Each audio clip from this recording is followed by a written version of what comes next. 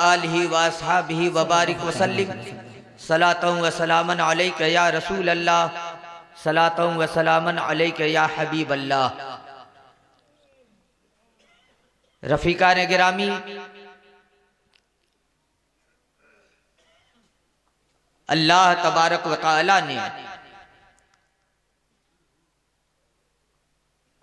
बेशुमार मखलूकात को वजूद बख्शा।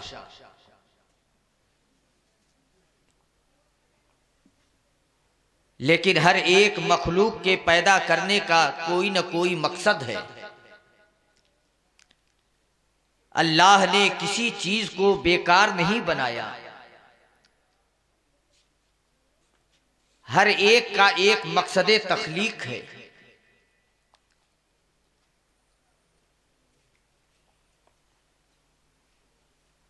जमीन का एक मकसद है। जमीन में आप दाना डालो तो जिस चीज का दाना डालोगे वही चीज उगाएगी। ऐसा नहीं है कि जमीन में अगर आप गेहूं डालो तो चावल उगे, चावल डालो तो अमरूद उगे, बल्कि जमीन ऐसी दयानतदार है और अपने मकसदे तख्लीक को ऐसे पहचानती है कि अल्लाह ने मुझे किस काम के लिए बनाया है, वो अपना काम खूब कर रही है। लेकिन जब आप कुरान मजीद से ये पूछोगे कि अल्लाह ने जमीन और आसमान को, जमीन के ऊपर और जमीन के नीचे जो मखलूकात हैं उनको किस लिए बनाया है, तो कुरान ये ऐलान फरमाएगा व खलक़ लकुम मा फिल अर्द जमीआ। ऐ इंसानों, जमीन में जो कुछ है हमने सब तुम्हारे लिए पैदा किया है। ये जमीन भी हमारे लिए बनाई गई। जमीन के अंदर जो खजाने हैं वो भी हमारे लिए बनाए गए। जमीन के ऊपर जो चीजें मौजूद हैं वो भी हमारे लिए बनाई गई। अगर आप गौर करोगे तो इस नतीजे पर जरूर पहुंच जाओगे कि अल्लाह ने हर चीज को इंसानों के लिए बनाया है। ये जमीन जिसमें हम आसानी के साथ हल चला दिया करते हैं, ये जमीन जिसकी खुदाई कर कर के हम इसके खजाने बाहर निकाल लिया करते हैं, ये जमीन न ताकत में हमसे कम है, न वजन में हमसे कम है। उसके बावजूद आप इस जमीन को अपने मकसद के लिए कैसे आसानी से तैयार कर लेते हैं। आखिर जमीन हमारे ताबे क्यों है? जमीन हमारी फरमाबरदारी क्यों कर रही है? जब आप गौर करोगे और जमीन से पूछोगे, ए जमीन बता, तो इंसानों की फरमाबरदारी क्यों करती है? वो अगर हल चलाता है तो तू उसे बर्दाश्त कैसे कर लेती है? तो वो ये जमीन यही कहेगी, ए इंसान, अल्लाह ने मुझे तो तुम्हारी खिदमत के लिए बनाया है। अगर मैं तुम्हारी खिदमत न करूं तो फिर मेरे पैदा होने का मकसद फौत हो गया। फिर मेरे पैदा होने का मतलब क्या रहा? जब रब्बे कायनात ने मुझे तुम्हारी खिदमत के लिए बनाया है तो मेरी जिम्मेदारी यह है कि जिस काम के लिए मैं बनाई गई हूं वो काम मैं अंजाम देती रहूं। इसी तरीके से जमीन के ऊपर बेशुमार जानवर हैं, लेकिन मैं आपको एक जानवर की मिसाल पेश कर देता हूं, बाकी जानवरों का कियास आप उसी पर कर लीजिएगा। घोड़ा एक जानवर है जिसकी ताकत न इंसान से कम है, न इंसान का वजन उससे ज्यादा है। ताकत भी घोड़े की ज्यादा है, वजनी भी घोड़ा ज्यादा है, बल्कि पूरी दुनिया ने ताकत नापने का जो आला तैयार किया है वो हॉर्स पावर के नाम से तैयार किया है। ये मोटर 1 हॉर्स पावर का है, ये मोटर 2 हॉर्स पावर का है। मालूम यह हुआ कि दुनिया ने ताकत नापने का जो आला बनाया है उस आले का नाम ही है हॉर्स पावर। घोड़े की ताकत को पूरी दुनिया ने मेयार बनाया है, तो उसकी ताकत आपकी ताकत से कम नहीं होगी। लेकिन आप उस घोड़े को कितनी आसानी के साथ अपने बस में कर लेते हैं। सरकशी दिखाता भी है तो इंसान थोड़ी ही देर में उसे अपने काबू में कर लेता है। उसकी पीठ पर बैठकर सवारी भी करता है, जिधर चाहता है उधर दौड़ाता भी है, जब चाहता है उसे मोड़ भी देता है और जब चाहता है उसे रोक भी देता है। क्या कभी इंसान ने गौर किया कि जब पूरी दुनिया ने ताकत का मेयार घोड़े को करार दिया है तो ये घोड़ा इतनी आसानी से हमारे बस में आ कैसे जाता है? ये घोड़ा हमारे एक इशारे पर कैसे दंदनाता फिरता है? इस घोड़े के अंदर ये अक्लो शऊर कहां से आ गई कि वो हमारे इशारात को भी, हमारी जुबानों को भी, हमारे आंख के अब्रू के इशारे को भी खूब समझ जाता है कि ये जो मेरा सवार है वो मुझसे मुतालबा किस चीज का कर रहा है और मैं उसको उसके मुतालबे को पूरा करूं। क्या कभी इंसान ने गौर किया है? अगर गौर नहीं किया है तो वो घोड़े से तो पूछ ले, ऐ घोड़ा बता, जब पूरी दुनिया ने तेरी ताकत को ही मेयार करार दिया है तो फिर तू हमारी ताबेदारी क्यों करता है?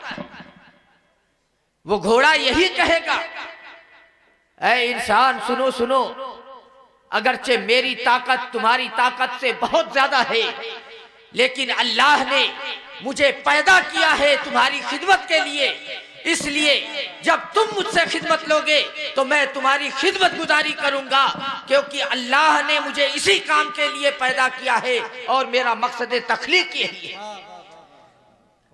अगर मैं तुम्हारी नाफरमानी करूं, तुम्हारा हुक्म न मानूं और जिंदगी में कभी एक बार भी मैं तुम्हारी पीठ पर सवार होने का मुतालबा करूं तो मैं अपना मकसद तखलीक भूल गया। अल्लाह ने मुझे किस काम के लिए बनाया है, इसका मतलब यह है कि मैं अपनी जिम्मेदारियों को पूरी नहीं कर रहा। ये चांद और सूरज ये भी इंसानों की खिदमत के लिए बनाए गए। आदमी ये न सोचे कि जो कुछ जमीन पर है, जमीन के नीचे है, जो हमारे ताकत में है, हम जिसे पकड़ सकते हैं वही हमारे लिए है, बल्कि रब्बे कायनात ने तो चांद और सूरज के बारे में भी इरशाद फरमा दिया, वसख्खर लकुम शम्स वल कमर दाइबैन, और अल्लाह ने चांद और सूरज को भी तुम्हारे लिए मुसख्खर कर दिया है। वो हमा वक्त मुसलसल वो चले जा रहे हैं अपनी डगर पर। ये चांद और सूरज भी जरा सोचो, अगर सिर्फ रात ही रात हो, दिन न हो, तो आदमी तलबे माश कब करेगा? और अगर सिर्फ दिन ही दिन हो, रात न हो, तो आदमी अपने थकन को दूर कब करेगा? ये चांद और सूरज का आना और जाना, रात और दिन का आना और जाना, दिन और रात का छोटा और बड़ा होना, ये सब इंसान की खिदमत के लिए है, ये सब इंसान के नफा के लिए है। ये सारी चीजें इंसान के लिए बनाई गई हैं। अल्लाह ने हर चीज तो इंसान के लिए बनाया है, सारी चीजें इंसान के लिए हैं, लेकिन क्या इंसान ने यह गौर किया कि जब सारी चीजें हमारे लिए हैं, हम किस काम के लिए हैं? अल्लाह ने हर चीज को तो एक मकसद के तहत पैदा किया है, हर एक को कोई ना कोई जिम्मेदारी देकर भेजा है, लेकिन हमें क्यों भेजा है? क्या हम यूं ही दुनिया में आ गए? कोई मकसद नहीं है, यूं ही दुनिया से चले जाएंगे, कोई मकसद ना होगा। अगर ये इंसान सोचता है तो वो बहुत बड़ी गलतफहमी में मुब्तला है। अल्लाह का कोई भी काम अबस नहीं है, उसका कोई काम बेकार नहीं है, उसके हर काम में हजारहा हिकमतें हैं। हमें अल्लाह ने पैदा किया है तो हमारा एक मकसद तख्लीक है। जब सारी मखलूक को हमारी खिदमत के लिए बनाया है तो हमें भी किसी न किसी काम के लिए बनाया है, लेकिन हमें किस काम के लिए बनाया? अगर हम आपसे पूछें तो आप कहेंगे हम तो खुद इंसान हैं, हमें क्या मालूम हमें किस लिए पैदा किया है। अगर मैं कहूं तो आप कहेंगे आप तो हमारे जैसे हैं, मैं आपकी बात क्यों मानूं? आखिर फिर मामला यह हल कैसे होगा कि इंसान किस लिए बनाया गया है? आइए इस मसले को हल करते हैं कुरान मजीद से पूछकर। ऐ कलामे इलाही बता, अल्लाह ने हम इंसानों को किस काम के लिए बनाया है, हमारा मकसद तख्लीक क्या है? तो कुरान मजीद में अल्लाह रब्बुल इज्जत का ये फरमान आपको सुर्खियों में मिलेगा, वमा खलक़तुल जिन्न वल इंसा इल्ला लियअबुदून। और मैंने इंसानों और जिन्नातों को सिर्फ और सिर्फ अपनी इबादत के लिए बनाया है। मालूम यह हुआ कि सारी मखलूक इंसान की खिदमत के लिए है और इंसान अल्लाह की इबादत के लिए। सुभान अल्लाह, जिंदाबाद जिंदाबाद। हजरत सैयदना इमामुल मुफस्सिरीन हजरत सैयदना अब्दुल्ला इब्ने अब्बास रज़ी अल्लाह ताला अन्हुमा, वो अब्दुल्ला इब्ने अब्बास जिनके इल्म को कोई नाप न सका, बचपन के आलम में अपनी खाला हजरत उम्मुल मोमिनीन मैमूना बिनते हारिस रज़ी अल्लाह ताला अन्हा के घर एक शब आप इस गर्ज के लिए गए कि मैं देखूं कि नबी कायनात सल्लल्लाहु अलैहि वसल्लम रात कैसे गुजारते हैं। वो अल्लाह के नबी हैं, रात को कितने हिस्सों में तकसीम करते हैं, या रात को बस एक ही हिस्से में रखते हैं, पूरी रात अल्लाह की इबादत में गुजारते हैं, या पूरी रात सोकर गुजारते हैं, या रात का कुछ हिस्सा इबादत में गुजारते हैं और कुछ हिस्सा सोने में गुजारते हैं। फरमाते हैं कि मैं उम्मुल मोमिनीन मैमूना बिनते हारिस और रसूल पाक सल्लल्लाहु अलैहि वसल्लम के दरमियान लेटा था। रात का कुछ हिस्सा गुजरता है, रसूल अकरम सल्लल्लाहु अलैहि वसल्लम अपने बिस्तरे मुबारक से उठते हैं, इस्तिंजे वगैरह के लिए तशरीफ ले गए। उतने में फरमाते हैं कि मैं भी बेदार हुआ और नबी कायनात सल्लल्लाहु अलैहि वसल्लम की वापस तशरीफ आवरी से पहले मैंने बर्तन में उनके वुजू करने के लिए पानी रख दिया। जब मेरे आका तशरीफ लाए, पूछते हैं ये पानी किसने रखा है? सहाबा ने बताया अब्दुल्ला इब्ने अब्बास ने रखा है। अभी छोटे बच्चे हैं। मेरे आका ने बारगाहे रब्बुल इज्जत में अपने दस्ते मुबारक को बुलंद किया है और दुआ की, अल्लाहुम्मा अल्लिमहुल किताब व तावील अल कुरान व फ़क़्हिहु फ़िद्दीन, और अपने सीने मुबारक से अब्दुल्ला इब्ने अब्बास को लगाया। जुबाने मुबारक से दुआ फरमा रहे हैं और सीने मुबारक से अता फरमा रहे हैं। उनके इल्म का आलम यह हुआ कि इरशाद फरमाते हैं, अगर मेरे ऊंट चराने की रस्सी गुम हो जाए तो मैं उसे कुरान में तलाश कर लिया करता हूं। वो अब्दुल्ला इब्ने अब्बास इरशाद फरमाते हैं, वमा खलक़तुल जिन्न वल इंस इल्ला लियअबुदून, इल्ला लियअबुदून की तफसीर फरमा रहे हैं इल्ला लियअरिफून, मैंने सबको, इंसानों और जिन्नातों को सिर्फ और सिर्फ अपनी मार्फत के लिए बनाया। अब अल्लाह की मार्फत हासिल होगी कैसे? क्योंकि बगैर मार्फत इलाही के कोई अल्लाह पर ईमान नहीं ला पाएगा। पहचान जरूरी है, जब पहचानेगा तो ईमान लाएगा और ईमान लाएगा तो इबादत करेगा। अल्लाह की मार्फत हासिल कैसे होगी? लेकिन जब आप इस आलम में गौर करेंगे, हर चीज अल्लाह की मार्फत और उसकी कुदरत पर दलालत कर रही है।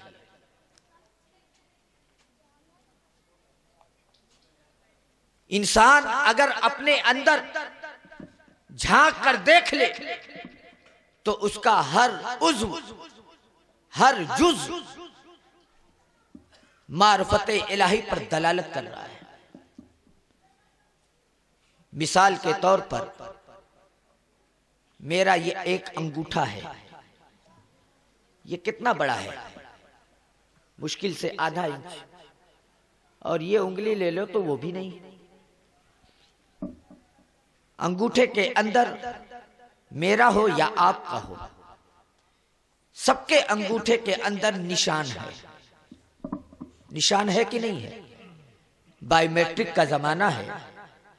आपने आधार कार्ड बनवाया होगा, पासपोर्ट बनवाया होगा, उसमें आपको अंगूठे का निशान लगाना पड़ता है। जमीन जायदाद खरीदनी होती है, अंगूठे का निशान लगाना पड़ता है। लेकिन क्या कभी आपने गौर किया, ये इतनी छोटी सी जगह में अल्लाह ने कैसी सनअत और कारीगरी की है कि करोड़ों और खरबों इंसान रुए जमीन पर पाए जा रहे हैं, लेकिन मेरे अंगूठे का निशान किसी दूसरे के अंगूठे के निशान से मैच नहीं करता है। क्या ये अल्लाह की कुदरत पर दलील नहीं है? क्या ये अल्लाह की मार्फत पर दलील नहीं है कि इतनी छोटी सी जगह में अल्लाह ने कैसी कारीगरी की है कि देखने में तो सबका अंगूठा एक जैसा है, लेकिन किसी का अंगूठे का निशान मिलता जुलता नहीं। इसी तरीके से अगर आंखों को भी देख ले, मेरी आंख और आपकी आंख में कुछ फर्क महसूस नहीं होगा। इसमें भी सफेदी है और आपकी आंख में भी सफेदी है। मेरी आंख में भी स्याही है और आपकी आंख में भी स्याही है, और मेरी भी आंख में स्याही दर स्याही और आपकी भी आंख में स्याही दर स्याही। लेकिन जब आप आई स्कैन करोगे तो आपकी आंख किसी की आंख से मैच नहीं करेगी। अगर ये अंगूठा, ये आंखें मैच कर जाए दूसरे के अंगूठे और आंख से, कितने लोग बेगुनाह होकर भी जेल की सलाखों के पीछे चले जाएंगे। जब किसी मुजरिम को पकड़ना होता है तो उसके अंगूठे के निशान को तलाश करता है, तलाश किया जाता है अगर आपका अंगूठा मैच कर जाता तो वो तो बच जाता और आप अंदर चले जाते। लेकिन अल्लाह की कुदरत का नजारा करो, कितनी छोटी सी जगह है, देखने में ये एक जैसा है, ये आंखें भी बिल्कुल सेम सेम है, लेकिन कितना फर्क है कि एक इंसान का अंगूठा ना उसकी आंख किसी दूसरे इंसान के अंगूठे और आंख से मैच कर। ये अल्लाह की कुदरत पर दलील नहीं तो और क्या है, ये उसकी मार्फत पर दलालत नहीं तो और क्या है। इसी तरीके से आप आ जाइए, अगर इंसान अपने खारजी चीजों को देखे, ये आसमान है, आसमान का वजन कितना है, आज तक कोई साइंसदान उसका वजन नहीं कर सका है। लेकिन मेरे आका इरशाद फरमाते हैं, आसमान से, जमीन से आसमान तक जितनी दूरी है, ये पहला आसमान उतना ही मोटा है। सोचो, ये आसमान जो जमीन को अपने आगोश में लिए हुए है, ये आसमान जो जमीन से आसमान तक की दूरी और फासले इतना मोटा है, इतना हजम रखता है, कितना बावजन होगा, उसके वजन का अंदाजा कोई लगा नहीं सकता है। लेकिन इंसान गौर तो करे, इतना बड़ा आसमान है जो इंसान के सरों पर वैसे ही आज तक खड़ा है, न उसमें कोई पिलर नजर आ रहा है, न कोई सुतून नजर आ रहा है, लेकिन आज भी देखो वो आसमान वैसे ही खड़ा है जैसे हम अपने बचपन में देखा करते थे, जैसे हम अपने आबा अजदाद से सुना करते थे, और हमारे बच्चे भी और आने वाली नस्लें भी वैसे ही उसे कायम और दायम देखेंगी। वाह वाह वाह, जिंदाबाद। जरा गौर तो करो, ये बगैर किसी सहारे के इतनी बुलंदी पर खड़ा कैसे है? आप अपने घर की छत को अगर बनाते हैं, अरे घर की छत छोड़ो, वो तो एक वजन रखती है, ये कपड़ा है जो आपके सरों पर तना हुआ है इस वक्त, इसको भी आपके सर पर तानने के लिए देखिए जगह जगह बंबू लगाए गए हैं, जगह जगह पिलर लगाए गए हैं, तब कहीं जाकर ये आपके सरों पर खड़ा है। लेकिन अल्लाह की कुदरत का नजारा करो, आसमान जैसी बावजन मखलूक भी बगैर किसी सहारे के, आसमान बगैर किसी सहारे के इंसानों के सरों पर कायम है और खड़ा है। ये अल्लाह की कुदरत पर दलील नहीं तो और क्या है। बेशक, जिंदाबाद। हम और आप अपने मकान का रंगो रोगन करें तो अगरचे कंपनी 10 साल की गारंटी देती है, लेकिन चंद ही सालों में, कभी तो 1 साल 2 साल में रंगो रोगन छूटने लगते हैं। लेकिन आसमान को देखो, कब बनाया गया मालूम नहीं, कब बनाया गया, लेकिन आसमान की तख्लीक जो है जमीन के बाद ही है।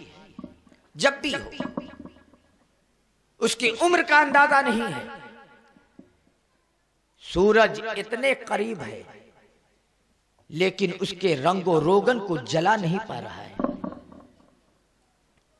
उसकी रंगत जैसे हमने अपने बचपन में देखी थी, आज भी उसी रंग का आसमान है। ये अल्लाह की कुदरत पर दलील नहीं तो और क्या है। आसमान से बारिश का नुज़ूल होता है, पानी एक होता है, जमीन एक होती है, और जमीन पे दरख्त, मिसाल के तौर पे अमरूद का दरख्त लगा है, तो आसमान से नाजिल होने वाला पानी एक है, जमीन एक है, दरख्त एक है, लेकिन दरख्त ने जो पानी पिया है, तो उस दरख्त के फल को आप देखोगे तो कोई फल मीठा है, कोई फीका है, कोई खट्टा है, कोई कड़वा है, कोई बदमजा है, किसी का कोई जायका नहीं है। आखिर इतने मुख्तलिफ जायके क्यों आए हैं? पानी एक है, जमीन एक है, दरख्त एक है, फल एक है, इतने जायके क्यों हो रहे हैं? जब इंसान गौर करेगा तो पहचान जाएगा ये अल्लाह की कुदरत है कि उतरने वाला पानी एक है, पीने वाली जमीन एक है, दरख्त भी एक है, फल भी एक है, लेकिन जायके मुख्तलिफ हैं। जिंदाबाद। ये अल्लाह की कुदरत पर दलील है। जरा सोचिए तो, ये जमीन कहीं पे पथरीली है, कहीं पे जरखेज है, कहीं पे रेतीली है, कहीं पे पहाड़ वाली है, कहीं पे नशेब में है, कहीं फराज है, मुख्तलिफ जिहत रखती है। आखिर जमीन बिल्कुल मुसत्ता क्यों नहीं है, सब जरखेज क्यों नहीं है? ये सब अल्लाह की कुदरत पर दलील है। गौर करो, जब गौर करोगे तो पता चलेगा। पानी की खुसूसियत यह है कि वो मिट्टी को घुला देता है, लेकिन इसी मिट्टी पर बड़े बड़े समंदर मौजूद है, बड़ी बड़ी दरियाएं मौजूद हैं, लेकिन वो जमीन को घुला नहीं पा रही। लेकिन एक गिलास पानी में अगर आप मट्टी का ढेला डाल दें तो थोड़ी देर में घुल जाएगा। आखिर इतना थोड़ा सा पानी मिट्टी को घुलाने पर कादिर है और इतना सारा पानी जमीन को घुला नहीं पा रहा है। आखिर ये मुख्तलिफ उसके अंदर असर क्यों है? जब आप गौर करोगे तो ये नतीजा मिल जाएगा आपको। अल्लाह ने समंदर के पानी को हुक्म दिया है कि जब तक तू समंदर पर है, जब तक तू जमीन पर है, तब तक तुझे जमीन को घुलाना नहीं है। अगर तू जमीन से जुदा हो जाए तो अब जमीन का कोई हिस्सा तुझ में आ जाए तो तुझे घुला देना है। ये सब जब इंसान गौर व फिक्र करेगा तो अल्लाह की मार्फत पा जाएगा, और जब मार्फत पा जाएगा तो यकीनन वो अल्लाह पर ईमान ले आएगा। इसीलिए तो रब्बे कायनात ने सारे इंसानों को खिताब फरमाते हुए इरशाद फरमाया, या अय्युहल इंसान, ऐ इंसानों, मा गर्रक बिरब्बिकल करीम, किस चीज ने तुम्हें धोखे में डाल दिया है तुम्हारे रब से जो बड़ा करीम है, बहुत मेहरबान है, वो रहम फरमाने वाला है। इतना करीम रब और तुम्हें उससे धोखे में डाल दिया। जरा सोचो किस चीज ने धोखे में डाला है। क्या इंसान ये जान चाहता है कि मैं यहां आया हूं तो मुझे यहां से जाना नहीं है? जो क़यामत के मुनकिर हैं वो भी शख्सी मौत के मोतरिफ है। मौत ही तो एक ऐसी चीज है कि दुनिया में चाहे कोई अल्लाह पर ईमान रखता हो या न रखता हो, किसी का इस बारे में इख्तिलाफ नहीं है। सब मौत पर यकीन रखते हैं और सब देख रहे हैं मरना है। लेकिन जो लोग ये कहते हैं कि बस हम यूं ही आए और मरेंगे, खत्म हो जाएंगे, अल्लाह सबको सबसे ये खिताब फरमा रहा है, ऐ इंसानों, तुम्हें किस चीज ने तुम्हारे कर्म फरमाने वाले रब से धोखे में डाल दिया है? वो रब तो बड़ा करीम है, क्या तूले अमल ने तुम्हें धोखे में डाल दिया? तुम्हारी ख्वाहिशात इतनी लंबी चौड़ी है कि ख्वाहिशात के होते हुए रब से गाफिल हो गए। तुम्हें शैतान ने धोखे में डाल दिया है, तुम्हें आरजुओं ने धोखे में डाल दिया है, तुम्हें नफ्स ने धोखे में डाल दिया है। तुम्हें किस चीज ने धोखे में डाल रखा है कि तुम अपने प्यारे रब से गाफिल हो चुके हो, उसकी बारगाह से दूर हो चुके हो। जबकि अल्लाह फरमा रहा है, अल्लज़ी खलक़, जिसने तुम्हें पैदा किया है, तुम अपने खालिक से दूर हो रहे हो, अपने खालिक से गाफिल हो गए हो। वो तो बड़ा करम फरमाने वाला है, वो तो बड़ा रहम फरमाने वाला है, उससे तुम्हें दूर धोखे में किसने डाला है? कौन ऐसी चीज है जो तुम्हें तुम्हारे प्यारे रब से दूर कर रही है? ये तूले अमल अगर है, तुम्हारी बड़ी लंबी चौड़ी ख्वाहिशात है, वो तुम्हें अगर रब से धोखे में डाल रही है तो सुन लो, तुम धोखे में पड़ रहे हो। तुम्हें अल्लाह से गाफिल नहीं होना चाहिए, तुम्हें अपने रब से गाफिल नहीं होना चाहिए। अरे वो रब जिसने तुम्हें पैदा किया है, जिसने तुम्हें तुम्हारे रिस्क का इंतजाम किया है, जिसने तुम्हारे लिए राहत लिखी है, जिसने तुम्हारे लिए आसाइश लिखी है, जिसने तुम्हारे लिए हर चीज को बनाया है, उस रब से तुम कैसे गाफिल हो सकते हो? जरा सोचो कितना रब मेहरबान है, लोगों को बुला रहा है, अगर गफलत में मुब्तला हो गए तो मेरी बारगाह में आ जाओ। अल्लाह बड़ा करीम है, तुम्हें माफ फरमा देगा। तुम ये न सोचो मैं तो गुनाहों में बिल्कुल डूबा हुआ हूं, क्या पता अल्लाह मेरे गुनाह माफ करेगा कि नहीं करेगा, क्या मालूम मेरी बख्शिश होगी कि नहीं। ये नाउम्मीदी इंसानों के लिए ज़ेब नहीं देता है, और खास तौर से मुसलमानों के लिए तो ये बिल्कुल रवा नहीं है कि वो अपने रब की रहमत से नाउम्मीद हो जाए। अगर गुनाहों में डूब चुके हो, अपने रब की बारगाह में आ जाओ, वो तुम्हें माफ कर देगा। अगर तुम उससे गाफिल हो चुके हो, अपने रब की बारगाह में आ जाओ, वो तुम्हें माफ फरमा देगा। जरा सोचो रब कितना करीम है। मेरे आका इरशाद फरमाते हैं, अगर किसी बच्चे की 70 माएं हों, यानी 70 औरतों ने एक ही बच्चे को अपने पेट में पाला हो और सबने मिलकर उसे जना हो, तो 70 माएं मिलकर उस बच्चे पर जितनी मेहरबान होंगी, उससे कहीं ज्यादा रब अपने बंदे पर मेहरबान है। सुभान अल्लाह, सुभान अल्लाह, सुभान अल्लाह। और उलमा की जमात है। मैं एक अरबी का कायदा भी बताता चलूं। ये 70 जो 70 है, 70 का लफ्ज अदद बताने के लिए नहीं आता है, बल्कि कसरत बताने के लिए आता है। यानी अगर किसी की माए बहुत हो, शुमार से भी बाहर हो जाए, और वो जितना अपने बच्चे को मोहब्बत करे, उससे कहीं ज्यादा रब अपने बंदे से मोहब्बत करता है। सुभान अल्लाह, सुभान अल्लाह, जिंदाबाद, जिंदाबाद। एक माँ एक बच्चा, अगर उसका बच्चा कभी माँ से नाराज होकर घर छोड़कर चला जाता है, उस माँ का आलम क्या होता है।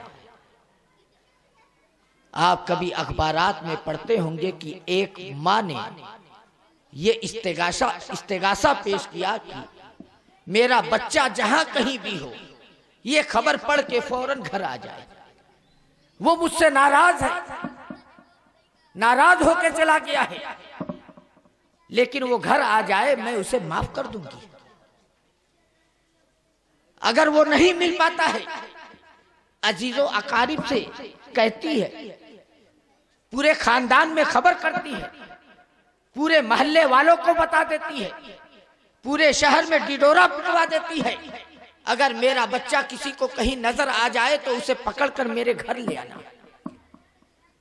पुलिस में रिपोर्ट भी दर्ज कराती है, मेरा ये फला बेटा है, मुझसे नाराज होकर घर छोड़कर चला गया है, उसको तलाश करो, जहां कहीं भी मिल जाए उसे पकड़कर मेरे घर ले आओ, मेरे पास ले आओ। वो यही इस्तेगासा करती है, वो यही निदा देती है, ऐ मेरे बच्चे, दुनिया में जहां कहीं भी तुम हो, मुझसे नाराज होके भागे हो, लेकिन तुम वापस आ जाओ, मैं तुम्हें माफ कर दूंगी, मैं तुझसे कोई नाराज नहीं रहूंगी, तुम वापस तो आ जाओ। जब वो बेटा घर वापस आता है तो वाकई वो अपनी माँ को वैसा ही पाता है जैसा उसने ऐलान किया था, बल्कि उससे कहीं ज्यादा उसको अपने ऊपर मेहरबान पाता है। जब एक माँ 9 महीने अपने बच्चे को पेट में रखकर जब जनती है तो उसकी मोहब्बत का ये आलम है। तो वो रब जिसने इंसान को पैदा किया है, वो रब जिसने इंसान की रोजी का इंतजाम किया है, वो रब जिसने इंसान को बसने का एहतमाम किया है, उसके जिंदगी गुजारने के लिए सारे सामान का इंतजाम किया है, जब बंदा उस रब से गाफिल होकर उसकी बारगाह से दूर हो जाए और वो बंदा अपने रब की बारगाह में उसके ऐलान पर वापस जाए तो क्या वो अपने रब को बख्शने वाला न पाएगा? अगर बंदा रब की बारगाह से दूर भाग जाता है तो रब तो ऐलान फरमा रहा है, या अय्युहल इंसान मा गर्रक बिरब्बिकल करीम। ऐ इंसान, तुम्हें किस चीज ने तुम्हारे करम फरमाने वाले रब से गफलत में डाल दिया है? वो करम फरमाने वाले रब अल्लज़ी खलक, जिसने तुम्हें पैदा किया है। तुम गुनाहों में अट चुके हो, गुनाहों में डूब चुके हो, उसकी नाफरमानियां में तुम्हारी जिंदगी गुजर रही है, लेकिन उसके एक फरमान पर अगर उसकी बारगाह में हाजिर हो जाओ और सच्चे दिल से उससे इस्तिग़फ़ार करो, तौबा तलब करो, माफी मांगो, वो रब बड़ा करीम है, तुम्हें माफ फरमाए। सुभान अल्लाह, सुभान अल्लाह, सुभान अल्लाह। जब एक माँ अपने बच्चे को माफ कर देती है तो क्या वो रब अपने बंदे को माफ न करेगा? वो रब तो बड़ा करीम है। जब इतना करीम है वो रब, तो वही तो ऐलान कर रहा है, अगर मेरी बारगाह से दूर हो गए तो आ जाओ, आ जाओ, मैं तुम्हें माफी दूंगा। है कोई गुनाहों को माफ कराने वाला? मैं उसके गुनाह को माफ कर दूंगा। है कोई बख्शिश तलब करने वाला? मैं उसको बख्श दूं। ये तो रब का ऐलान है। जब वो ऐलान फरमा रहा है, उसकी बारगाह में आ जाओ, फिर रब को तुम अपने गुमान से बाला पाओगे और इतना मेहरबान पाओगे कि तुम्हारे वहम व गुमान से भी बाहर होगा। जरा सोचो तो, अगर कोई इंसान ऐसा मजबूरियों में घिर चुका है कि गुनाह के बगैर उसके लिए कोई चारा नहीं है,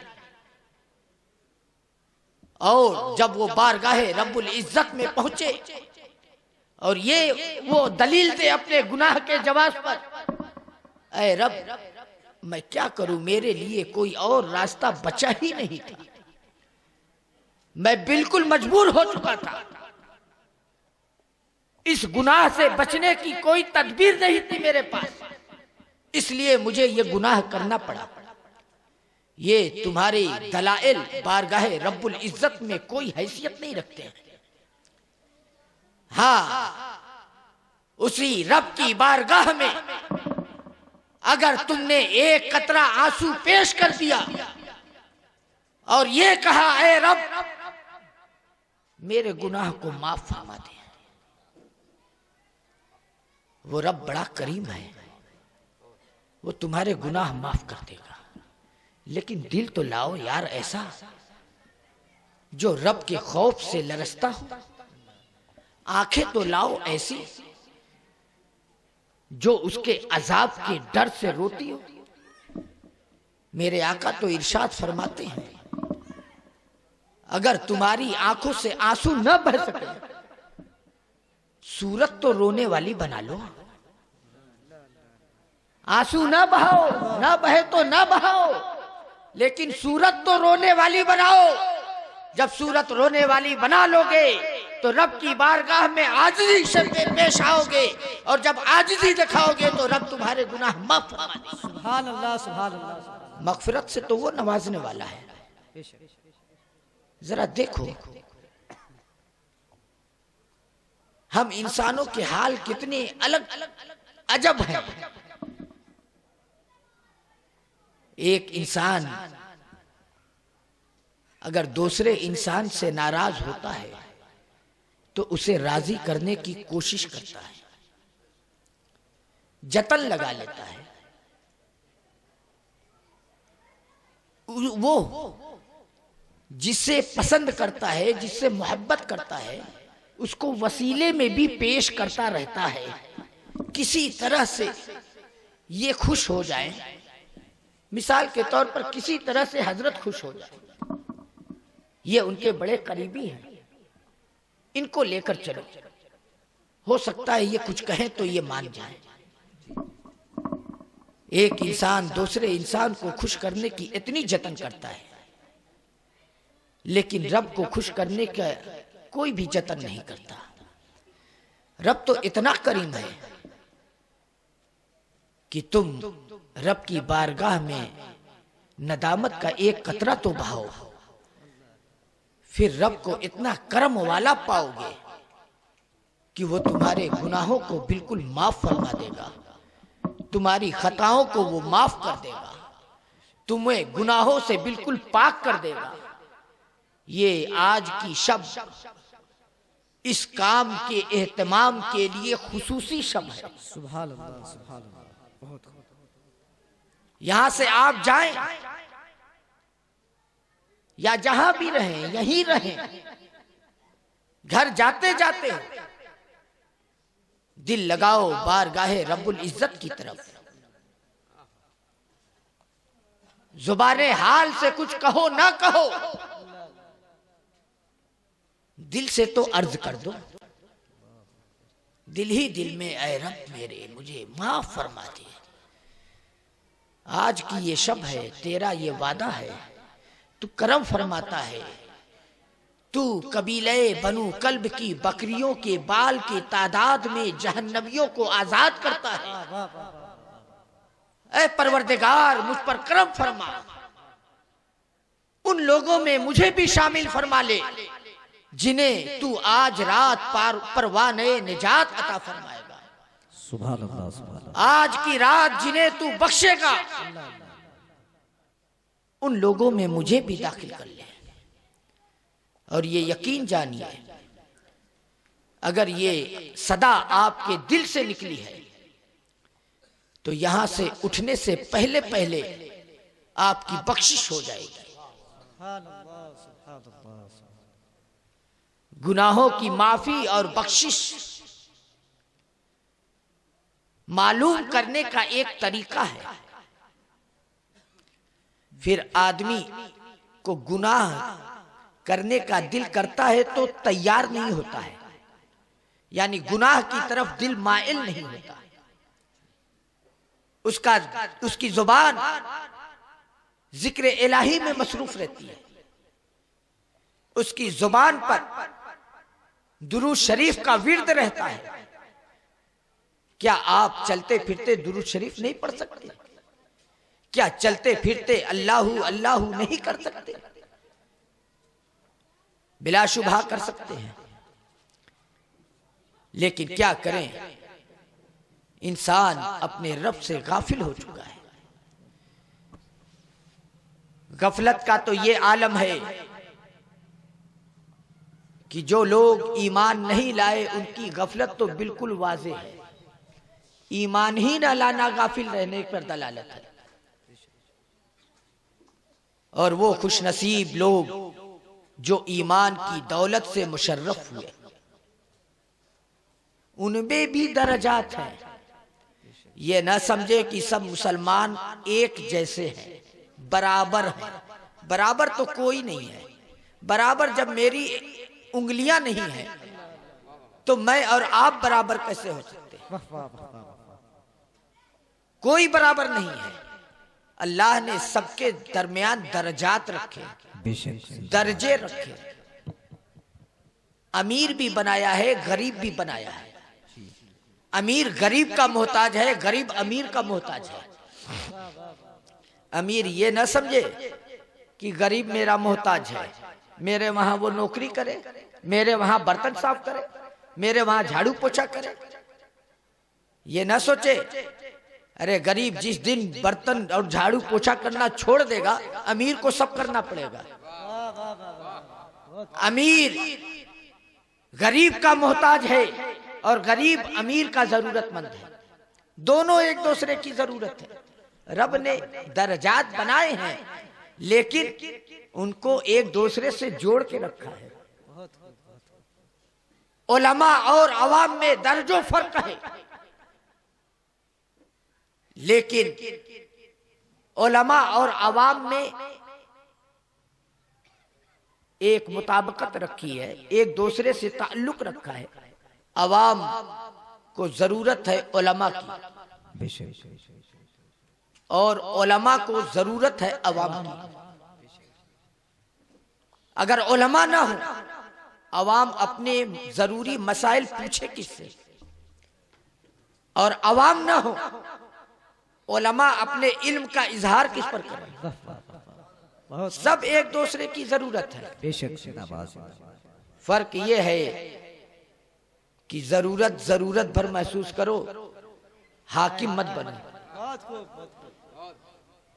ना हम आप पर हाकिम बने, ना आप हम पर।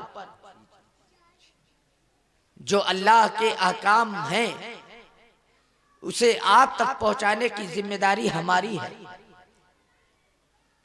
और आपकी जिम्मेदारी है उलमा की इताअत करना।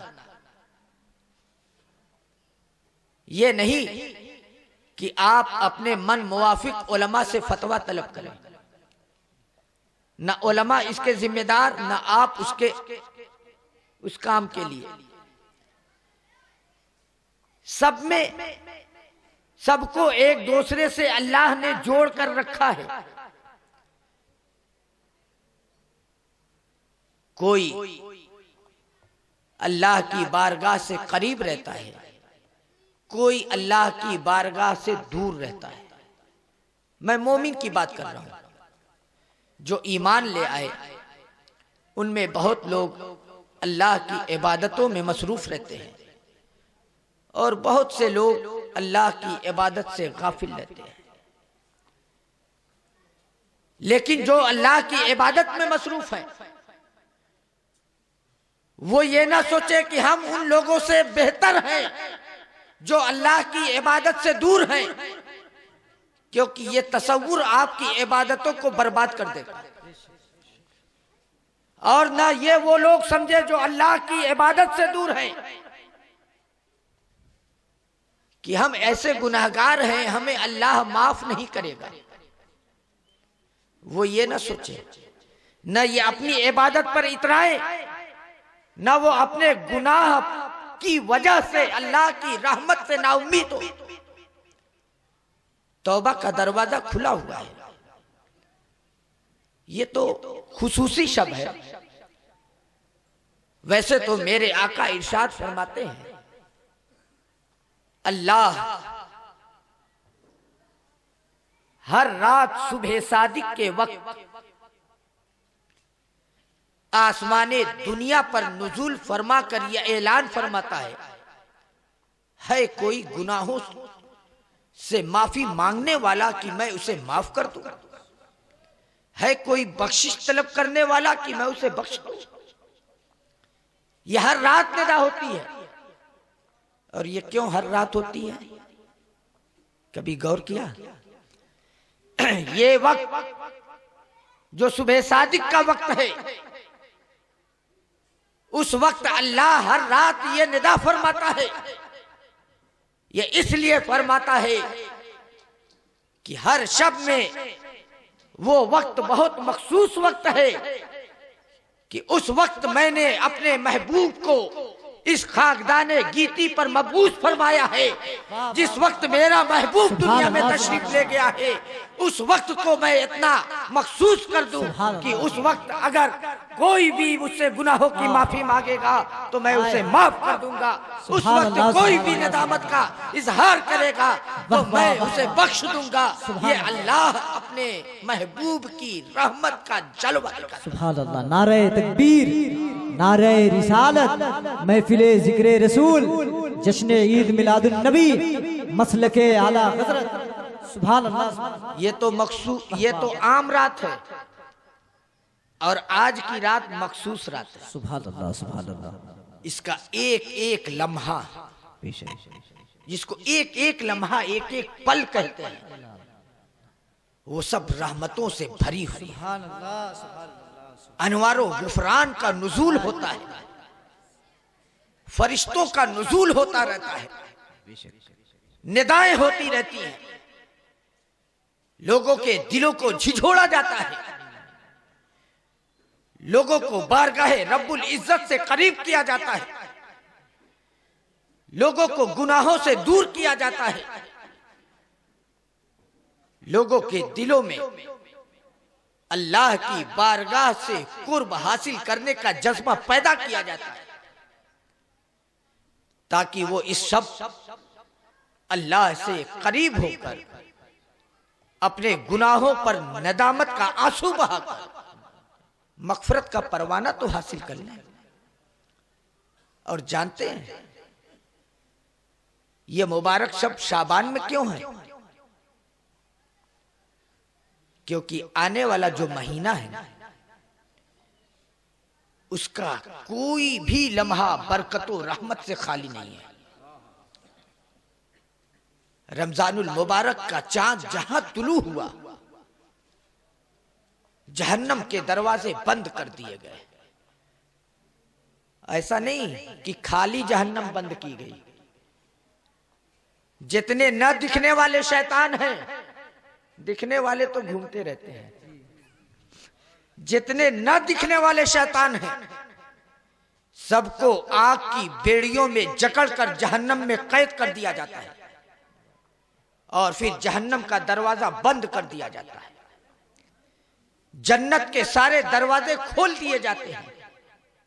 जब से चांद रमजान का तुलू होता है, उस वक्त से लेकर ईद के चांद के तुलू होने तक कोई भी लम्हा न जन्नत का दरवाजा बंद होता है, न जहन्नम का दरवाजा खुलता है।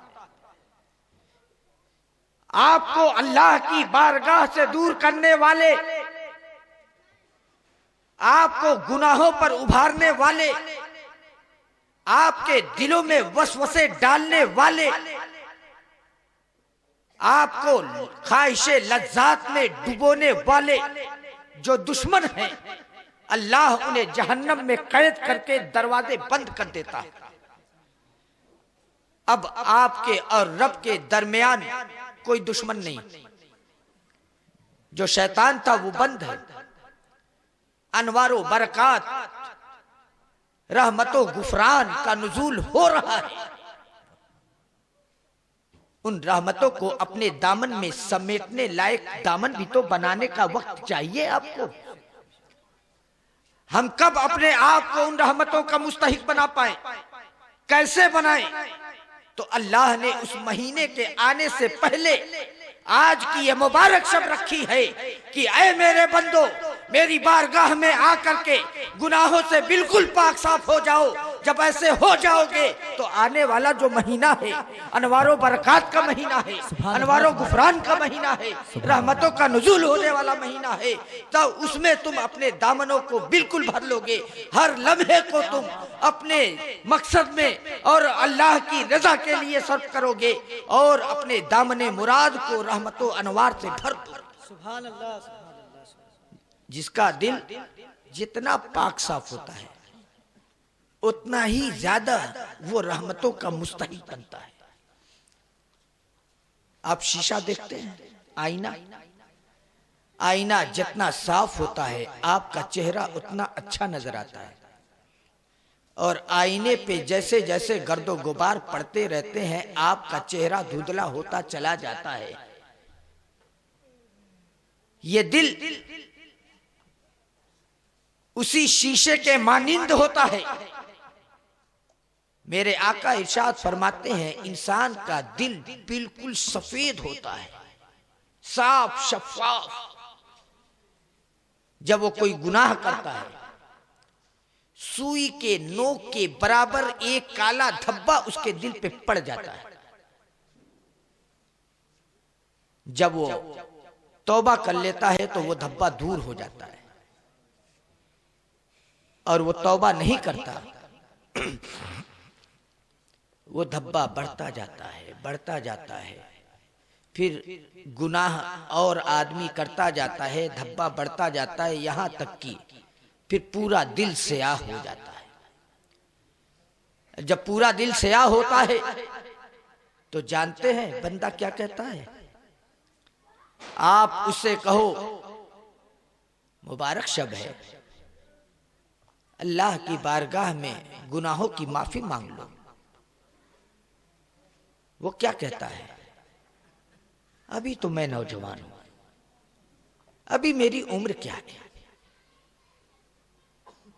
जब बूढ़ा होऊंगा तो तौबा कर लूंगा।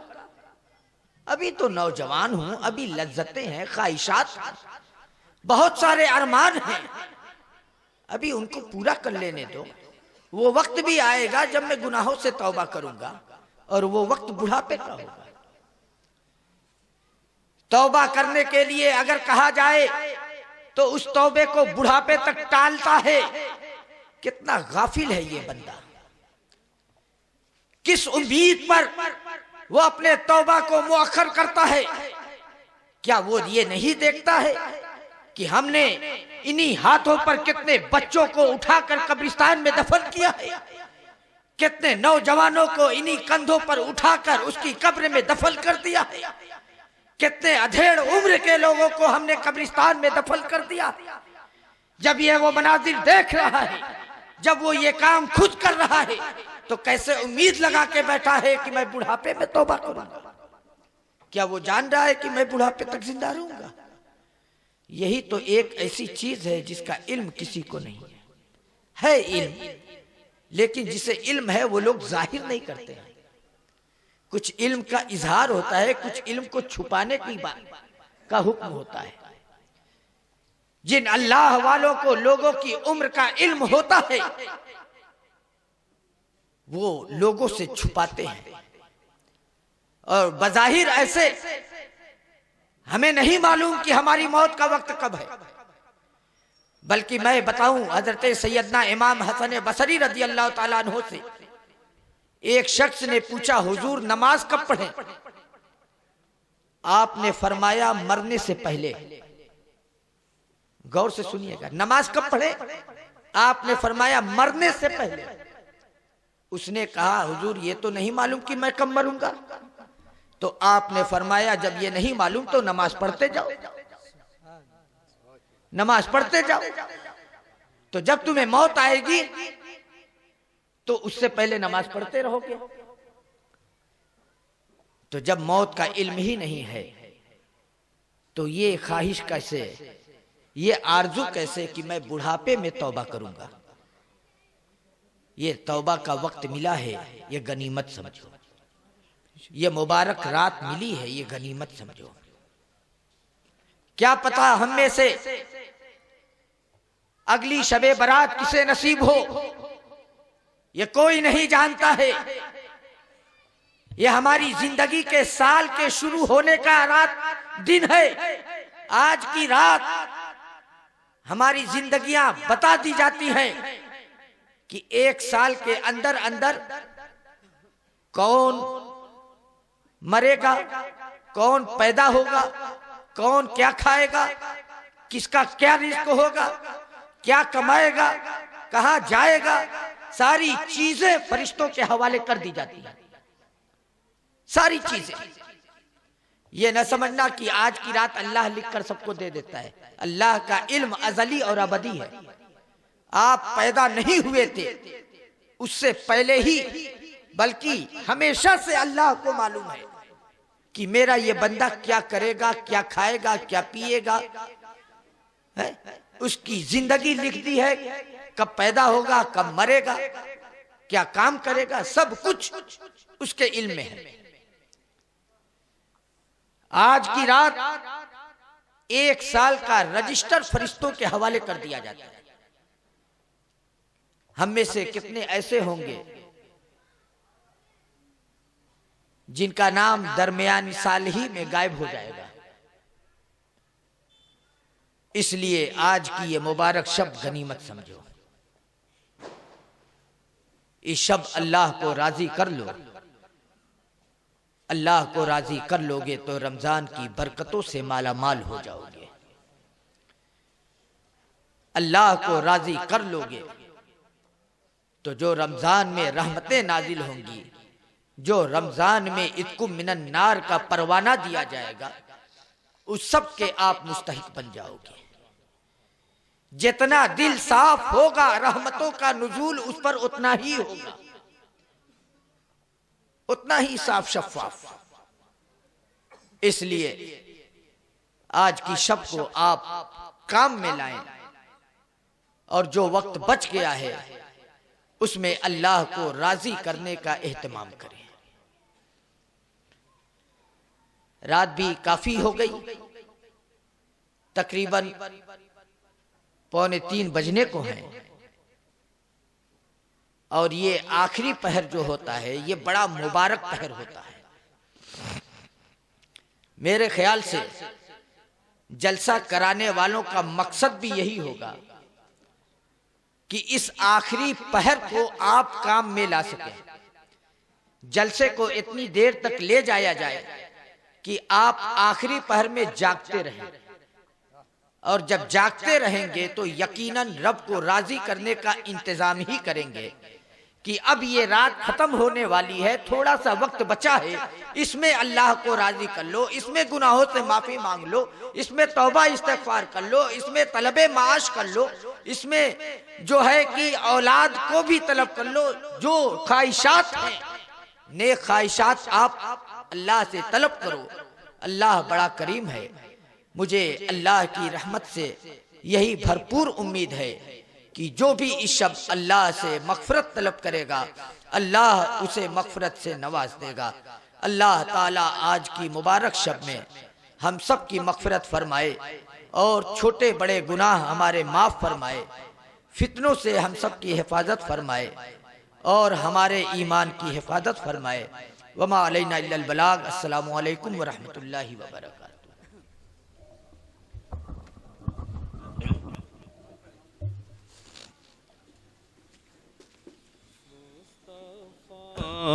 जाने रहमत पे लाखों सलाम, शम्ए बद में हिदायत पे लाखों सलाम, मुस्तफा जाने रहमत पे लाखों सलाम, शम्ए बज़ में हिदायत पे लाखों सलाम, शहरे यारे इरम ताजदारे हरम, शहरे यारे इरम ताजदारे हरम,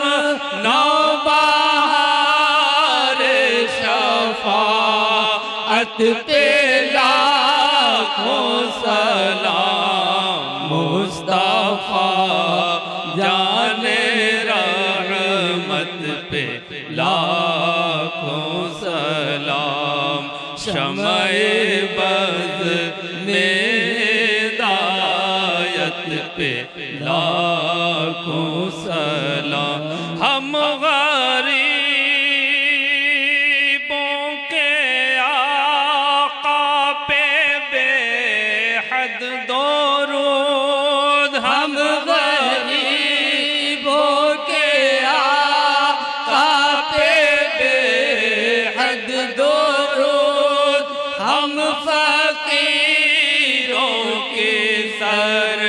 वत पे लाखों सलाम, मुस्तफा जाने रहमत पे लाखों सलाम, शम्ए बज़ में हिदायत पे लाखों सलाम। एक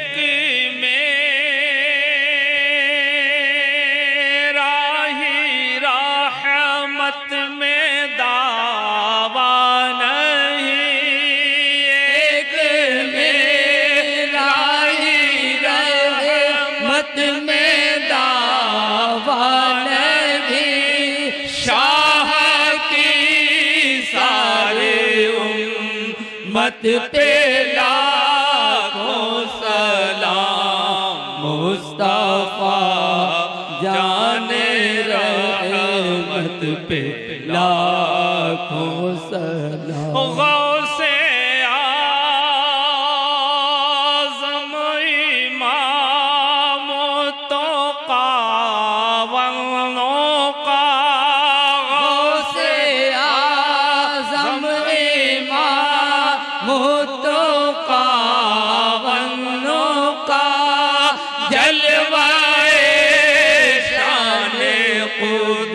रत पे लाखों को सलाम मुस्तफा जाने रहमत पे लाखों सलाम समय बद में हिदायत पे लाखों सलाम या नबी सलाम अलैका या रसूल सलाम अलैका या हबीब सलाम अलैका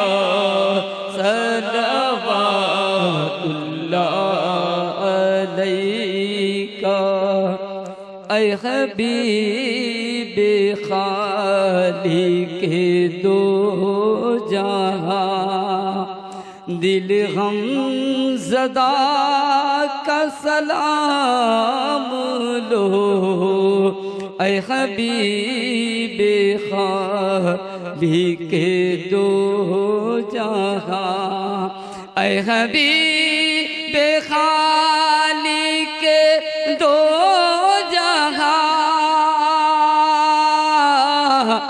दिल गम ज़दा का सलाम लो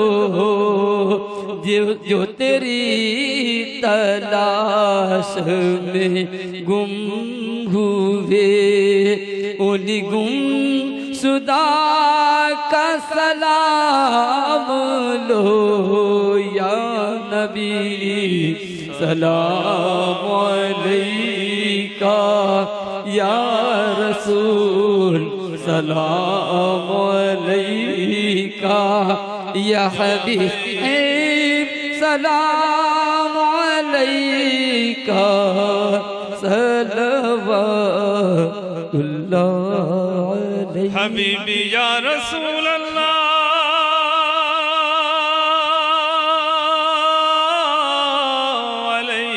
अलैका सलाम अरे सदका दो नूरानी तन का